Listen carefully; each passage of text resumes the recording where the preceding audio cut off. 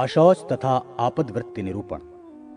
याज्ञवल्क्य जी ने कहा, हे यतियों, अब मैं मृत्यु के पश्चात होने वाले मरणाशौच का वर्णन करता हूं, उसका श्रवण करें। 2 वर्ष से कम आयु वाले बालक की मृत्यु होने पर उसको मिट्टी में गाड़ देना चाहिए। उसके लिए जलांजलि न दें। 2 वर्ष से अधिक आयु के बालक की मृत्यु होने पर उसे सभी बंधुगण मिलकर श्मशान भूमि में ले जाकर लौकिक अग्नि से यम सूक्त का पाठ करते हुए चिता में जला दें। यज्ञोपवीत होने के अनंतर मृत्यु होने पर सभी क्रियाएं अहिताग्नि के समान करें। मरण तिथि के 7वें दिन अथवा 10वें दिन के पहले अपने कुल एवं गोत्र में आने वाले परिजन अपनः शोष चदघम मंत्र से दक्षिण दिशा की ओर अभिमुख होकर यथासंभव घर से बाहर जलाशय पर जाकर जलांजलि दें। इसी प्रकार मातामह तथा आचार्य पत्नी आदि की भी उदक क्रिया करनी चाहिए। मित्र, विवाहित स्त्री, भगिने, श्वशुर और ऋत्विक का यदि मरण हुआ है तो इनके अभ्युदय के लिए इन्हें सविधि जलांजलि देनी चाहिए और वो जलांजलि इनके नाम गोत्र का उल्लेख करते हुए एक ही बार देनी चाहिए। पाखंडी एवं पतित जनों की मृत्यु होने पर उनकी उदक क्रिया नहीं होती।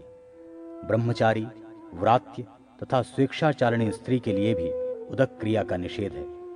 मद्यपी और आत्महत्या करने वाले अशौच और उदक क्रिया के पात्र नहीं होते। व्यक्ति के निधन पर रोना निषिद्ध है, क्योंकि जीवों की स्थिति अनित्य होती है। यथाशक्ति शमशान भूमि में दाहदिक क्रिया करके स्वजनों को घर आना चाहिए। द्वार पर पहुंचकर वे सबसे पहले निम्ब की पत्नी चबाकर तदनंतर आचमन करके अग्नि, जल, गोबर और श्वेत सरसों का स्पर्श कर पत्थर पर पैर रखकर धीरे से घर में प्रवेश करें। प्रेत का संस्पर्श होने पर भी मनुष्य को घर में प्रविष्ट होने के पूर्व उक्त विहित कर्म कर लेना चाहिए। सपिंड में आने वाले जो लोग पुण्य प्राप्त करने मात्र की दृष्टि से प्रेत का अनुगमन अर्थात उसकी दाह क्रिया आदि में सम्मिलित होते हैं और वे यदि तत्काल अपनी शुद्धि चाहते हैं तो दाह क्रिया संपन्न कराने के अनंतर उन्हें स्नान एवं प्राणायाम कर लेना चाहिए।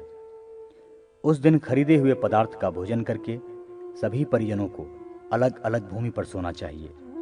पिंड यज्ञ के पश्चात मृत व्यक्ति के उद्देश्य से विहित पिंडदान की प्रक्रिया अनुसार अपसव्य आदि के रूप में 3 दिन तक पिंड रूप अन्न भूमि पर मौन धारण करते हुए दें। श्राद्ध के लिए अधिकृत व्यक्ति खुले हुए आकाश के नीचे एक शिक्य आदि के मिट्टी के पात्र में जल और दूसरे मिट्टी के पात्र में दूध उस प्रेतात्मा को समर्पित करें।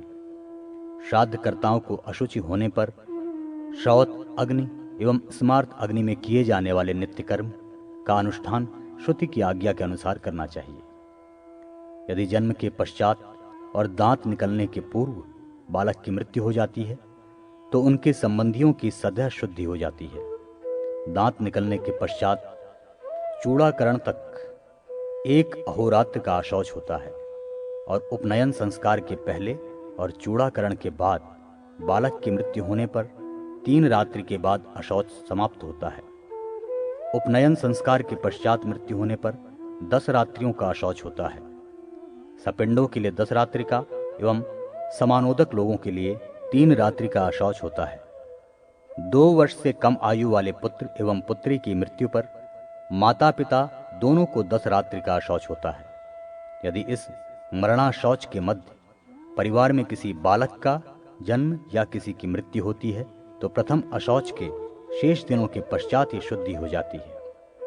सपिंड की मृत्यु होने पर ब्राह्मण, क्षत्रिय, वैश्य और शूद्र के लिए क्रमशः 10, 12, 15 तथा 30 दिनों का अशौच माना गया है।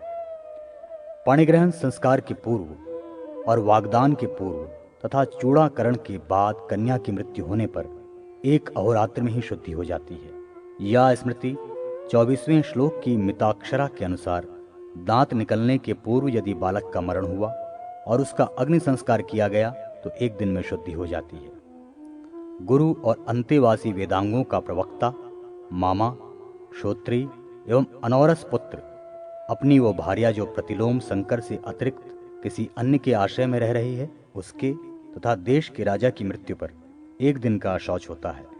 राजा, गौ, ब्राह्मण के द्वारा जो आहत होता है उसके संबंधियों की स्नान मात्र से तत्काल शुद्धि हो जाती है।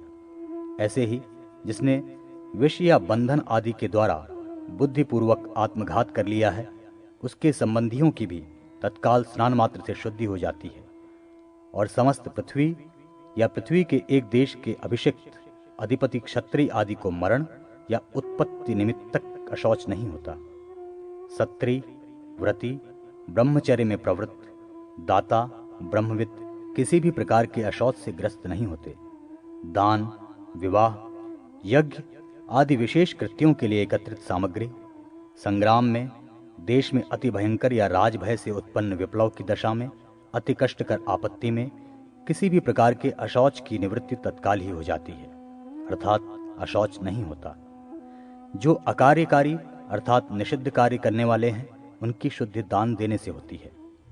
ग्रीष्म ऋतु आदि के प्रभाव से जो नदी अत्यल्प जल वाली हो जाती है और उसके किनारे आदि अपवित्र वस्तुओं से उपहृत हो जाते हैं, वो नदी जल के वेगपूर्ण उस प्रवाह से शुद्ध हो जाती है जो प्रवाह नदी को जलमय बना दे और उसके किनारों को काट देने में समर्थ हो। आपातकाल में ब्राह्मण को क्षत्रिय एवं वैश्य वर्ण की वृत्ति से जीविका का निर्वाह करना चाहिए, किंतु वैश्य वृत्ति करने वाले ब्राह्मण के लिए फल, सोमलता, सौमवस्त्र, वेत्र आदि की लताएं, औषधि लता, दधि, दुग्ध, घृत, जल, तिल, ओदन, रस, क्षार, मधु, लाक्षा, पकाया हुआ अभिशान्य, वस्त्र, मणि आदि प्रस्तर मात्र, आसव, पुष्प, शाक, मिट्टी, चर्म, पादुका, मृगचर्म, कौशेय, लवण, मांस, तिलकुट, मूल और सुगंधित द्रव्य पदार्थों का विक्रय वर्जित है।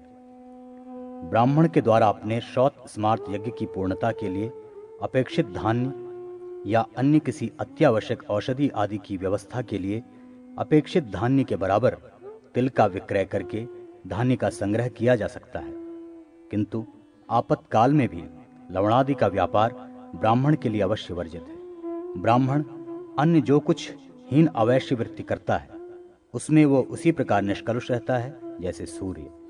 आपातकाल में ब्राह्मण कृषि एवं पशुपालन आदि कर सकता है, किंतु उसके द्वारा अश्वों का विक्रय त्याज्य है। यदि किसी कारण ब्राह्मण कृषि आदि से भी अपने जीवन की रक्षा न कर सके तो 3 दिन वो भुक्षित ही रहे। तदनंतर ब्राह्मण के अतिरिक्त और किसी के यहाँ से केवल 1 दिन के लिए धान्य प्राप्त करे तथा अब्राह्मण से प्राप्त इस धान्य का उपभोग करते समय वो प्रकाशित भी करे कि मैंने अब्राह्मण से धान्य लेकर आज जीवन निर्वाह किया है। ऐसे वृत्ति संकर से ग्रस्त ब्राह्मण के व्रत, कुल, रीति, शास्त्राध्ययन, वेदाध्ययन और तप आदि विशेषताओं को जानकर राजा का ये कर्तव्य होता है कि वो उस ब्राह्मण के लिए धर्मानुकूल जीवन यापन की व्यवस्था करे। महर्षि पराशर प्रोक्त वर्ण तथा आश्रम, धर्म एवं प्रायश्चित, धर्म का निरूपण। सूत जी ने कहा, महर्षि पराशर ने वेद व्यास जी से वर्णाश्रम आदि के धर्म का वर्णन किया था। कल्प कल्प में उत्पत्ति और विनाश के कारण प्रजाएं आदि क्षीण होती रहती हैं। कल्प के प्रारंभ में मनवादि ऋषि वेदों का स्मरण करके ब्राह्मणादि वर्णों के धर्मों का पुनः निरूपण करते हैं। कलयुग में दान ही धर्म है। कलयुग में केवल पाप करने वाले का परित्याग करना चाहिए। कलयुग में पाप तथा शाप ये दोनों 1 वर्ष में फलीभूत हो जाते हैं। मनुष्य आचार से ही सब कुछ प्राप्त करे। संध्या, स्नान, जप, होम, देव और अतिथि पूजन, इन षटकर्मों को प्रतिदिन करना चाहिए। आचारवान ब्राह्मण तथा सन्यासी इस कलयुग में दुर्लभ हैं। क्षत्रिय को चाहिए कि वो शत्रु सेनाओं को जीतकर पृथ्वी का भली भांति पालन करें। वैश्य कृषि एवं पशुपालन तथा व्यापार आदि करें और शूद्र इन 3 द्विज वर्णों की सेवा में अनुरक्त रहें। व्यक्ति का पतन अभक्ष्य भक्षण, चोरी और अगम्यागमन करने से हो जाता है। यदि द्विज कृषि कार्य करता है तो वो थके हुए बैल से हल न खींचे तथा उसे भार ढोने के कार्यों में नियोजित न करे। स्नान और योगादि कार्यों से निवृत्त होकर पंच यज्ञ करे। मध्याह्न काल में ब्राह्मणों को भोजन कराए और क्रूर कर्मों की निंदा करे। तिल तथा घृत का विक्रय नहीं करना चाहिए। पंच सूनाजनित दोष के निवारणार्थ होम करें। कृषिकर्ता द्विज द्वारा अपनी उपज का क्रमशः 6वां भाग राजा, 20वां भाग देवता और 33वां भाग ब्राह्मणों को दे है। इससे पाप नहीं लगता। कृषि कार्य करने वाले क्षत्रिय, वैश्य तथा शूद्र यदि खलिहान में उक्त निर्धारित भाग राजा आदि को प्रदान नहीं करते हैं तो वे चोर के समान पाप के भागी होते हैं। मृत्यु का अशोच होने पर ब्राह्मण 3 दिन के पश्चात शुद्ध हो जाता है। इसी प्रकार क्षत्रिय 10 दिन, वैश्य 12 दिन और शूद्र 1 मास के पश्चात शुद्ध होता है। ब्राह्मण 10 दिन, क्षत्रिय 12 दिन, वैश्य 15 दिन तथा शूद्र 1 मास में शुद्ध होते हैं। जो सपिंड कुल परंपरा से प्राप्त होने वाली भू संपत्ति आदि के हिस्सेदार हैं और पृथक आवास बनाकर रहने वाले बंधु बांधव हैं, उन्हें जन्म तथा मृत्यु आदि की विपत्ति में अशौच होता है। चौथी पीढ़ी तक 10 दिन, 5वीं पीढ़ी में 6 दिन, 6ठी पीढ़ी में 4 दिन, 7वीं पीढ़ी में 3 दिन मरणा शौच होता है। देशांतर में बालक की मृत्यु होने पर सद्य स्नान मात्र से शुद्धि होती है।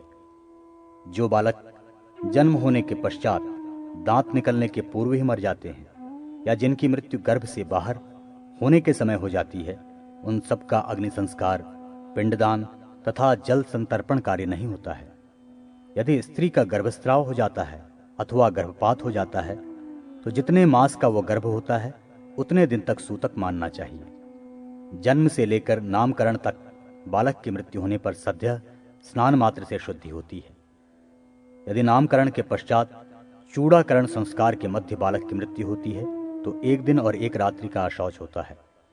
यदि उपनयन संस्कार के पूर्व बालक की मृत्यु हो जाती है तो 3 रात्रियों तक और तत्पश्चात उसकी मृत्यु होने पर 10 रात्रियों का अशौच होता है। 4 मास तक के गर्भ के नष्ट होने पर गर्भस्राव तथा 5 और 6 मास के गर्भ के गिरने को गर्भपात कहा जाता है।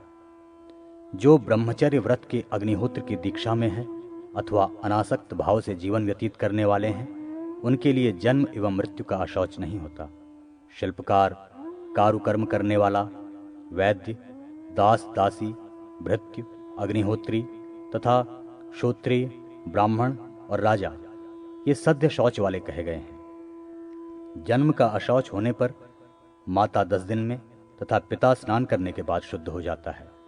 सूतिका गृह में प्रसूता स्त्री के स्पर्श से पिता को अशौच हो जाता है। आचमन से पिता इस अशौच से शुद्ध हो जाता है। यदि विवाहोत्सव तथा यज्ञादिक कार्यों के संपादन काल में ही मृत्यु या जन्म का अशौच हो जाता है तो पूर्व संकल्पित कार्य से अन्य कार्य के निषेध का विधान है। अर्थात पूर्व संकल्पित कार्य के लिए अशौच नहीं होता, बाद के कार्यों में अशौच होगा। अनाथ व्यक्ति के शव को वहन करने पर प्राणायाम मात्र से ही मनुष्य की शुद्धि हो जाती है, किंतु शूद्र का शव उठाने पर 3 रात्रियों के पश्चात शुद्धि होती है। आत्मघात, विषपान, फांसी तथा कृमिदंश से मृत्यु होने पर उसका संस्कार यथा विधान विशेष प्रायश्चित के बिना नहीं होता है। गौ के द्वारा आहत होने से अथवा कृमिदंश के कारण मरे हुए व्यक्ति का स्पर्श करने पर कृच्छ व्रत से शुद्धि होती है। ये शुद्धि अशौच निमित्तक है। जो पत्नी यौवनावस्था में अपने निर्दुष्ट एवं सच्चरित्रवान पति का परित्याग कर देती है, वो 7 जन्मों तक स्त्री योनि को प्राप्त कर बार बार विधवा होती है। ऋतुकाल में पत्नी के साथ संसर्ग न करने के कारण पुरुष को बालक हत्या का पाप लगता है। जो स्त्री अन्न पानादि की दृष्टि से भ्रष्ट होती है वो अगम्या होती है तथा जन्मांतर में सूकर योनि प्राप्त करती है। औरस और क्षेत्रज पुत्र एक ही पिता के पुत्र होते हैं, अतः ये दोनों पुत्र अपने पिता के लिए पिंडदान कर सकते हैं। परिवेत्ता एवं परिवित्त को अपनी शुद्धि के लिए कृच्छ व्रत करना चाहिए। इसी प्रकार कन्या को भी कृच्छ व्रत करना चाहिए। ऐसी कन्या के दान देने वाले को अति कृच्छ व्रत तथा विवाह विधि संपन्न कराने वाले को चांद्रायण व्रत करना चाहिए। यदि बड़ा भाई कुबड़ा, बौना, नपुंसक, हकलाने वाला, मूर्ख, जन्मांध, बहरा तथा गूंगा हो तो छोटे भाई के द्वारा विवाह कर लेने में कोई दोष नहीं होता। जिसे वागदान मात्र किया गया है ऐसा भावी पति यदि परदेश चला जाए, मर जाए, संन्यास धर्म का अवलंबन कर ले, नपुंसक हो अथवा पतित हो गया हो तो इन 5 आपदाओं में वाग्दत्ता कन्या दूसरे पति का वरण कर सकती है। अपने पति के साथ सती धर्म के अनुसार अग्नि में प्रवेश करने वाली स्त्री शरीर में स्थित रोमों की संख्या के बराबर वर्षों तक स्वर्ग में निवास करती है। कुत्ता आदि के काटने पर मनुष्य को गायत्री मंत्र के जप से शुद्धि करनी चाहिए। जिसे स्वयं गायत्री जप का अधिकार नहीं है, उसे ब्राह्मण द्वारा गायत्री जप कराना चाहिए। चांडाल आदि के द्वारा मारा गया अग्निहोत्री ब्राह्मण लौकिक अग्नि से जलाने योग्य होता है। ब्राह्मण की अस्थियों को दूध में प्रक्षालित करके पुनः विधिवत मंत्र पूर्वक अपने अग्निहोत्रशाला की अग्नि से प्रदग्ध करना चाहिए। यदि मृत्यु प्रवास काल में होती है तो परिजन को अपने घर पर उस मृत व्यक्ति का कुश से शरीर बनाकर पुनः अग्निदाह करना चाहिए। कृष्ण मृग चर्म पर 600 पलाश पत्रों को बिछाकर अथवा कुशमय शरीर का निर्माण करके शिश्न भाग पर शमी तथा वृषण भाग पर अरण्य के काष्ठ को स्थापित करें। उसके दाएं हाथ के स्थान पर कुंड और बाएं हाथ के स्थान पर उपभृत, पार्श्व भाग में उलूखल तथा पीठ की ओर मूसल रखें। तत्पश्चात उस शव के वक्ष स्थल पर पत्थर को रखकर उसके मुख भाग में घृत, तंडुल और तिल डालना चाहिए। कान के पास प्रोक्षणी पात्र और नेत्रों के सन्निकट आज्य थाली रखें। कान, नेत्र, मुख तथा नासिका भाग में स्वर्ण खंड रखने का विधान है। इस प्रकार अग्निहोत्र के समस्त उपकरणों के सहित उस अग्निहोत्री का शवदाह करने से वो ब्रह्मलोक को प्राप्त करता है। असौ स्वर्गाय लोकाय स्वाहा। इस मंत्र से घृत की एक आहुति देनी चाहिए। हंस, सारस, क्रौच, चक्रवाक, कुक्कुट, मयूर और मेष का वध करने वाला मनुष्य एक दिन तथा एक रात्रि के उपवास के पश्चात पाप से शुद्ध हो जाता है। अन्य सभी पक्षियों का वध करने पर एक अहोरात्र में शुद्धि होती है। सभी प्रकार के चतुष्पद पशुओं का व्रत करने पर जो पाप मनुष्य को लगता है, उसका अवमोचन खड़े होकर एक अहोरात्र उपवास कर गायत्री मंत्र का जप करने से होता है। शूद्र का वध करने पर कृच्छ व्रत, वैश्य की हत्या करने पर अतिकृच्छ व्रत, क्षत्रिय का व्रत करने पर 22 चांद्रायण व्रत एवं ब्राह्मण की हत्या करने पर 30 चांद्रायण व्रत करना चाहिए।